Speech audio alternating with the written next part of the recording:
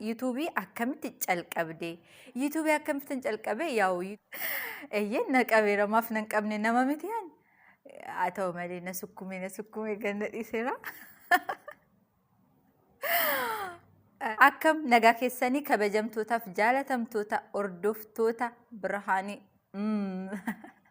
Daadii mana namaan jira. Mana koo wanta hin jiru natti fakkaate beeksisa mana kooti jechuufan ture ifa manaa godha jechuudha.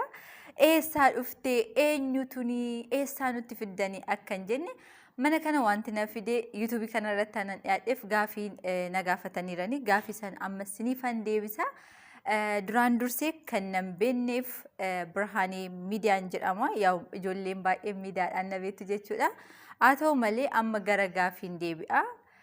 Video kana aga xumuraatti ilaala. Laayikii, sheerii godhu hin irraanfatina. Yaada qabdanis immoo komentii irratti barreessaa. Sinii deebisnaa, siniifan deebisa jechuudha. Amma gara gaafiin deebi'a. Gaafiin tokkoffaa maal jedha? Birhaaniin eenyu jedha. Birhaaniin Ambootti dhaladhee, Shaashamanneetti guddadhee, Beeruut jiraadhee, har'a sin argadhe. Yaa akkuma isin ibse Birhaaniin jedhama. Anan dhaladhee Ambootti, anan guddadhe Shaashamanneetti.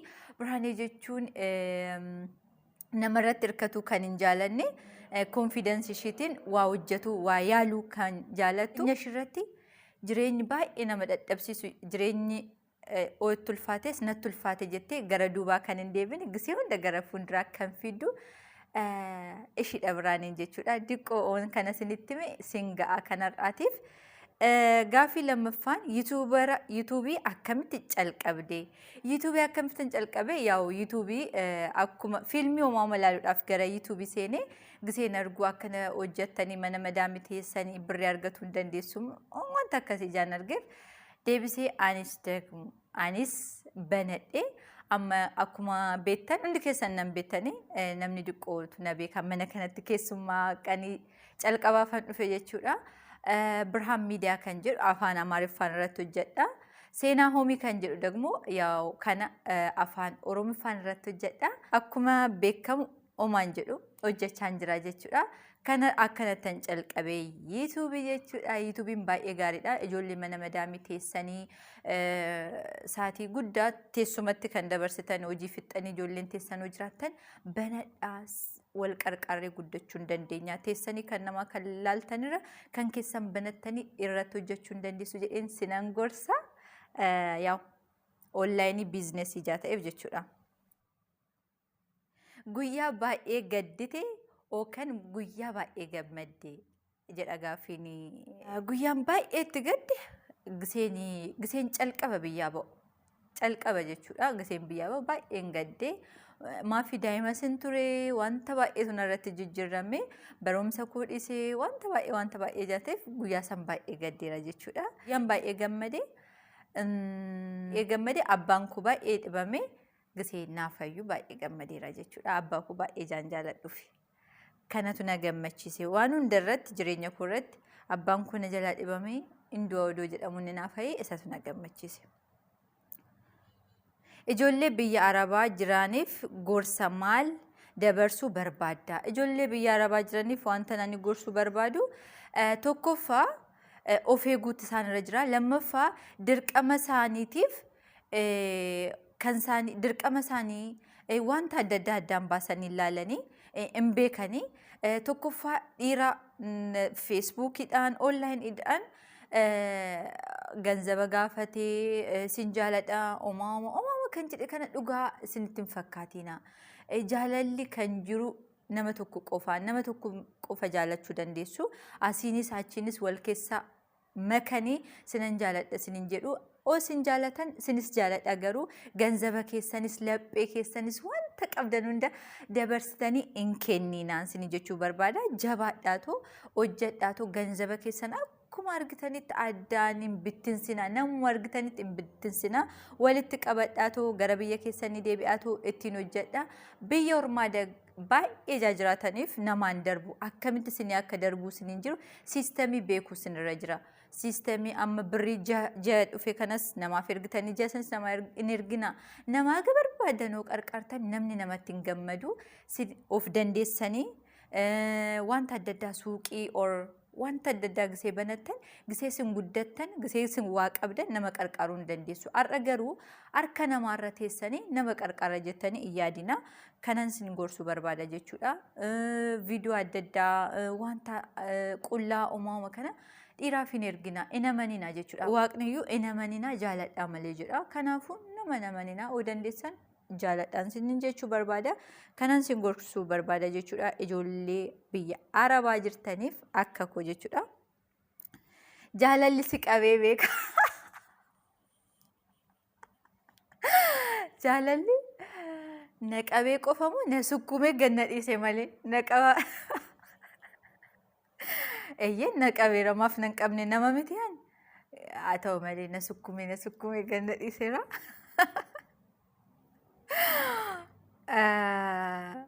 Na qabeera. Anna haa ta'u malee jaalalli hundayyuu nama qaba bargisee umriin keenya waggaa 18 19 irra gahe hunda keenya nu qabuu hin danda'a. Garuu jaalalli sun adda adda ta'uu hin danda'a. Jaalala ijaa ta'uu danda'a. Jaalala fagoo jaalala baay'eetu jira. Kana keessaa isa kam akka na qabe eenyurraa akka na qabe yoo hin beeknes na qabeeraan sin jechuu barbaada. Yookaan sirraayis ta'uu danda'a. Eenyu akka taate beekteetta.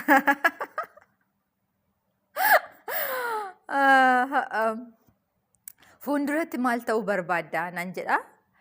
Fuulduratti wanta ta'uu barbaadu naggaadee ta'uu barbaada.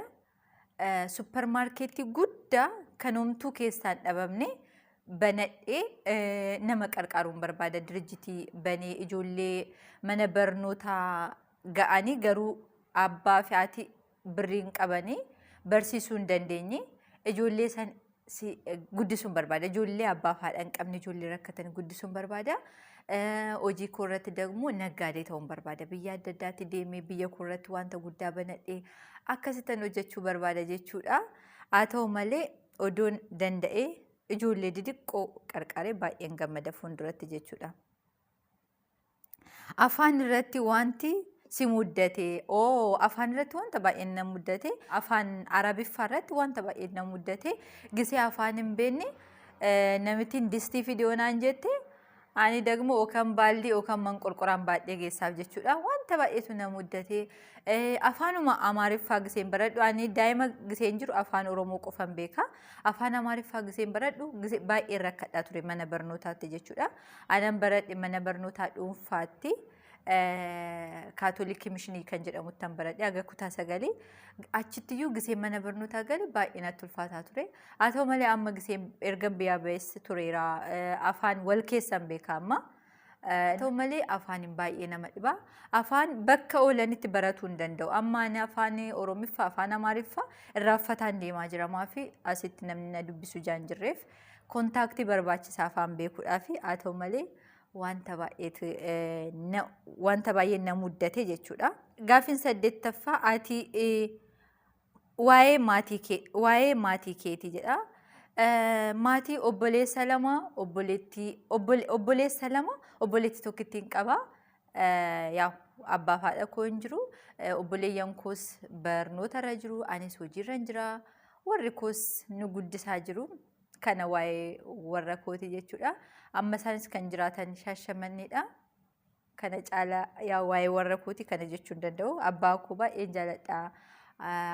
Warra koo baay'een jaaladha. Armee koos akkasitti baay'een jaaladha. Ittan gammada gisee hunda jechuudha.